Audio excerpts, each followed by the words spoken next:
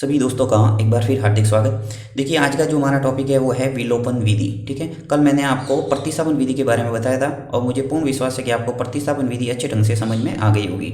और इसकी दो चरों वाले जो रैखिक समीकरण हैं उनको हल करने की टोटल 4 विधियाँ हैं: प्रतिस्थापन विधि, विलोपन विधि, वज्र गुणन विधि और ग्राफी विधि। ठीक है, तो इन चारों के बारे में अच्छे ढंग से एक्सप्लेन मैंने किया हुआ है। आप उन वीडियो को देखकर चारों वीडियो को अच्छे ढंग से समझ सकते हैं। अब देखिए, यहाँ पे मैंने जो क्वेश्चंस लिए वो क्या है कि x + y = 5 और दूसरा जो समीकरण है वो है 2x - 3y = 4। ठीक है, वापस मैंने वही समीकरण लिए x + y = 5 और 2x - 3y = 4। अब मैंने ये साथ साथ में क्यों लिखा है, इसका मैं आपको रीज़न बताता हूँ। देखिए, जो विलोपन विधि है उसके अंदर होता क्या है कि आपको किसी भी एक चर को विलोप करना होता है, यानी एक चर को आपको हटाना होता है और दूसरे चर का मान लाना होता है। तो उसके लिए आपको करना क्या होता है कि दोनों समीकरण में से जो चर है, इन चर के किसी एक चर का गुणांक है वो आपको समान करना होता है। अब यहाँ पे चाहो तो आप x का गुणांक समान करो या फिर y का गुणांक समान करो। देखो, सबसे पहले तो आपको गुणांक क्या होता है वो पता होना चाहिए कि x के आगे जो संख्या होती है उसको बोला जाता है गुणांक। तो देखो, यहाँ पे कोई नज़र नहीं आ रहा है, इसका मतलब यहाँ पे गुणांक क्या है, 1। यहाँ देखिए x के आगे क्या है, 2, इसका मतलब x का जो गुणांक है वो कितना है, 2। यहाँ पे देखिए y के आगे कोई नहीं है, यानी इसका गुणांक कितना है, 1। यहाँ y का गुणांक क्या है, -3। तो आपको गुणांक के बारे में पता चल गया होगा। अब गुणांक को कैसे समान करना है, जैसे देखिए यहाँ पे x के आगे 2 है, तो इस जो समीकरण है, जो पहला समीकरण है, यहाँ पर भी आपको x के आगे 2 लाना पड़ेगा, तब जाके आप जोड़ोगे और घटाओगे तो यहाँ एक चर है वो कट जाएगा और दूसरे चर का मान आएगा। तो मैंने यहाँ पे पास पास में लिखने का कारण ये है कि आपको मैं दोनों चर के गुणांक को समान करके बताऊंगा ताकि बिल्कुल क्लियर हो जाए, आपको किसी प्रकार का कोई डाउट नहीं रहे कि किस चर का गुणांक है वो समान करना है। देखिए, सबसे पहले मैं क्या करता हूँ, यहाँ पे जो भी समीकरण दे रखे हैं उनका आपको नाम देना है, समीकरण नंबर 1 और समीकरण नंबर 2। तो यहाँ नाम दे देता हूँ, मैं दोनों को समांतर लेके चलूँगा ताकि आपको बिल्कुल क्लियर हो जाए कि क्या करना है। जैसे समीकरण नंबर 1 आ गया और समीकरण नंबर 2। ठीक है, यहाँ पर देखिए समीकरण नंबर, इसका भी मैं नाम देता हूँ, समीकरण नंबर 1 और समीकरण नंबर 2। सवाल बिल्कुल सेम ही है दोनों, और दोनों से उत्तर है वो सेम आएगा। आप कोई भी मेथड है वो अपना सकते हो, किसी प्रकार का कोई डाउट नहीं रखना कि आपको कौन से चर का गुणांक है वो समान करना है। अब यहाँ पे मैं क्या कर रहा हूँ, देखिए यहाँ पे मैं कर रहा हूँ y का गुणांक समान। देखो, यहाँ y के आगे कुछ नहीं है, यानी गुणांक कितना है, 1। यहाँ y का गुणांक कितना है, 3। तो आपको क्या करना है, समीकरण 1 को 3 से गुणा करना है। जब 3 से गुणा करेंगे तो देखिए यहाँ से पूरे जो पद है उन सब से 3 का गुणा हो जाएगा, तो y के आगे क्या आ जाएगा, 3।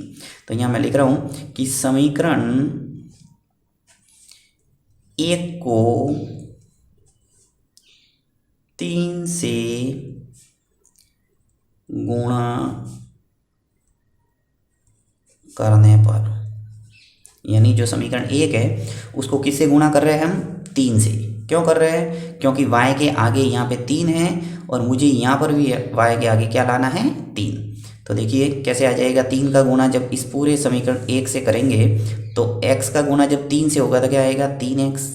ये आ गया 3x प्लस ऐसा का ऐसा, y से जब 3 का गुणा होगा तो क्या आ जाएगा, 3y बराबर, प्रत्येक पद से आपको 3 से गुणा करना है। 5 का गुणा जब 3 से होगा तो क्या आ जाएगा, 15। 5 तिया 15। अब जैसे ही आपके गुणा करने पर जो समीकरण आता है उसका नाम देना है समीकरण नंबर 3। ओके, अब यहाँ करते हैं, देखिए x + y = 5 और 2x - 3y = 4 है। ठीक है, यहाँ मैं क्या कर रहा हूँ, x का गुणांक समान कर रहा हूँ। आप किसी भी गुणांक का समान करके हल कर सकते हैं और उत्तर आपके सेम आएगा। तो यहाँ पे मैंने किसका गुणांक समान किया था, y का। समीकरण 1 को किससे गुणा किया, 3 से। यहाँ मैं x का गुणांक समान कर रहा हूँ, तो देखिए यहाँ पे x के आगे क्या है, 2। तो समीकरण 1 को किससे गुणा करना पड़ेगा, 2 से। तो यहाँ लिख रहा हूँ कि समीकरण, आपको एग्जाम के अंदर तो एक ही मेथड लगाना है, यहाँ मैं सिर्फ समझाने के लिए आपको दोनों साथ साथ में बता रहा हूँ ताकि कोई भी गुणांक आप समान कर सकते हैं। अब देखिए समीकरण 1 को किससे गुणा कर रहा हूँ मैं, 2 से। समीकरण 1 को 2 से गुणा करने पर। अब समीकरण 1 को मैं 2 से गुणा करूँगा तो क्या आ जाएगा यहाँ 2x 2y और 5 का गुणा 2 से होगा तो क्या आ जाएगा 10। जैसे यहाँ पे 3 का गुणा किया था पूरे समीकरण से तो क्या आ गया 3x 3y और 15। इसी प्रकार यहाँ 2 से गुणा किया मैंने तो 2x 2y और 5 का गुणा 2 से हुआ तो क्या आ गया 10। इसका भी नाम देते हैं समीकरण नंबर 3। ठीक है। अब देखो आपको करना क्या है, किसी भी एक चर को हटाना है। हटाने के लिए क्या करेंगे, यहाँ पे देखिए जो समीकरण 2 है और समीकरण जो 3 है, इन दोनों समीकरणों को या तो जोड़ा जाता है या घटाया जाता है। अब जोड़ा कब जाता है, जब आपके समान गुणांक वाले जो पद है उसका विपरीत चिन्ह हो तो आपको जोड़ना है। जैसे देखो यहाँ पे 3y के आगे क्या दिख रहा है आपको माइनस, यहाँ जो 3y है उसके आगे क्या दिख रहा है प्लस, तो आपको क्या करना पड़ेगा जोड़ना पड़ेगा। तो यहाँ लिख रहा हूँ कि समीकरण 2 व 3 को जोड़ने पर समीकरण 3 और समीकरण 2 को क्या करना है जोड़ना है। तो चलिए जोड़ते हैं। देखिए यहाँ दोनों समीकरणों को पास पास में लिखना है, जिस ढंग से हम जोड़ कैसे करते हैं वैसे ही। तो समीकरण 2 लिख लेता हूँ पहले। समीकरण 2 क्या है मेरे पास 2x माइनस 3y बराबर 4। तो 2x माइनस 3y बराबर 4, ये समीकरण 2 लिखा मैंने। उसके बाद में समीकरण 3 लिखना है। तो समीकरण 3 क्या है 3x प्लस 3y बराबर 15। तो लिख लो 3x प्लस 3y बराबर 15। ठीक है। अब जोड़ना है तो जोड़ कैसे, आप लाइन खींचते हैं वैसे लाइन खींचना है। यहाँ तक किया, अब इसको करते हैं। देखिए यहाँ पे क्या करना है कि समीकरण जो 3 है उस समीकरण 3 को देखना है कि 2x प्लस 2y बराबर 10 है। ओके। समीकरण 2 क्या है 2x माइनस 3y बराबर 4। तो समान गुणांक किसका है x का, x के आगे 2 दिख रहा है, यहाँ पर भी x के आगे 2 दिख रहा है। तो आपको क्या करना पड़ेगा, पद को हटाना है, विलोप करना है। विलोपन विधि का मतलब क्या है, किसी एक चर को विलोप करना, हटाना। तो यहाँ पे समीकरण 2 और 3 क्या करना पड़ेगा घटाना पड़ेगा। किसी में से कोई भी घटा सकता है। तो यहाँ बड़ा समीकरण 3 दिख रहा है तो मैं लिख लेता हूँ समीकरण 3 में से 2 को घटाने पर। ठीक है। तो यहाँ लिख रहा हूँ समीकरण 3 में से 2 को घटाने पर। ठीक है। समीकरण 3 लिख लो पहले, ये 2x प्लस 2y बराबर 10, ये समीकरण 3 लिखा। इस 3 में से क्या करना है 2 को घटाना है। 2 को लिखो, समीकरण 2 क्या दिख रहा है आपके 2x माइनस 3y बराबर 4। तो यहाँ लिखो 2x माइनस 3y बराबर 4, लाइन खींचो। अब चूंकि हमने यहाँ पे क्या किया है घटा रहे हैं, तो घटा रहे हैं तो आपको क्या करना है नीचे वाला जो समीकरण, किसको घटा रहे हैं समीकरण 2 को, तो समीकरण 2 है वो नीचे लिखा मैंने। अब इसमें प्रत्येक जो पद होगा उसका सिंबल है वो चेंज हो जाएगा। देखिए 2x है, इसके आगे प्लस दिख रहा है तो क्या होगा माइनस, यहाँ क्या दिख रहा है माइनस तो क्या हो जाएगा प्लस, यहाँ आपको क्या दिख रहा है प्लस तो यहाँ आ जाएगा माइनस। यहाँ आपको पता होगा कि जिसके आगे कोई चिन्ह नहीं है इसका मतलब वो क्या है प्लस है। ठीक है। अब देखो दोनों को साथ साथ में करते हैं। 2x माइनस 3y बराबर 4 और एक है 3x प्लस 3y बराबर 15। तो समान पद और विपरीत चिन्ह ये कटता है, आपको पता होगा। तो देखो माइनस का 3y और प्लस का 3y, एक माइनस का है एक प्लस का है, तो इनको उड़ा दो। यहाँ से मैं कैंसिल कर देता हूँ सीधा, इसको कैंसिल हो गया। क्या बचा 2x और 3x, ये दोनों प्लस प्लस वाले हैं, जोड़ दो इसको, कितने हो गए 2x और 3x मिलके कितने हो गए 5x बराबर ऐसा का ऐसा 4 और 15 मिलके कितने हो गए 19। अब आपको x का मान लाना है तो x बराबर कितना आ गया, देखिए x बराबर 19/5। ये आपको पता होगा कि x के आगे जो भी गुणांक होता है वो भाग में चला जाता है आगे, तो x बराबर आ गया 19/5। x का मान आ गया। यहाँ पे देखिए y का मान आएगा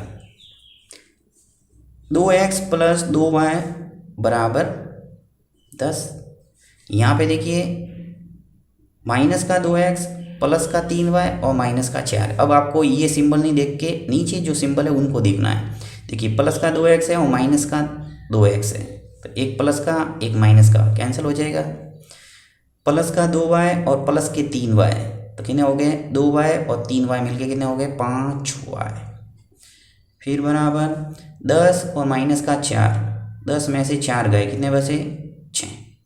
यहाँ कटेगा, y का मान आ जाएगा। देखिए यहाँ पे y बराबर 6/5।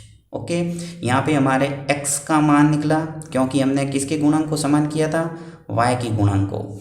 यहाँ हमारे किसका मान निकला, y का, क्योंकि हमने क्या किया x के गुणांक को समान किया था। तो यहाँ तक मुझे लगता है आपको बिल्कुल क्लियर हो गया होगा कि किसी भी पद का गुणांक है वो समान कर सकते हैं, और घटाना कब होता है और जोड़ना कब होता है। अब देखिए एक एक चर का मान निकला है दोनों समीकरण से। अब आपको दूसरे चर का भी मान लाना होगा, तो किसी भी सरल समीकरण के अंदर रखेंगे जिससे हमारे दूसरे चर का मान भी आ जाएगा। अब देखिए हमारे जो x का मान है 19/5, इसको मैं क्या करूँगा समीकरण 1 के अंदर रखूँगा। समीकरण 1 क्या है मेरे पास, x + y = 5, यानी इन दोनों समीकरण में रख सकते हैं, आपके उत्तर आ जाएगा। परंतु उसमें रखना है जो आपको सरल दिखे। तो यहाँ बिल्कुल सरल है क्योंकि यहाँ पे कोई गुणांक नहीं है x और y के आगे, तो x + y = 5 है। इसके अंदर हम x का मान 19/5 रख लेंगे।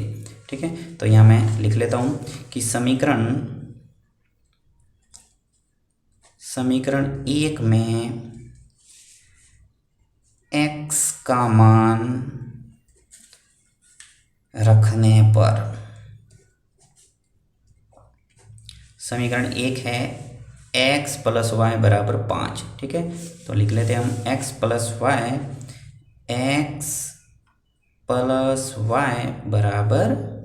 5।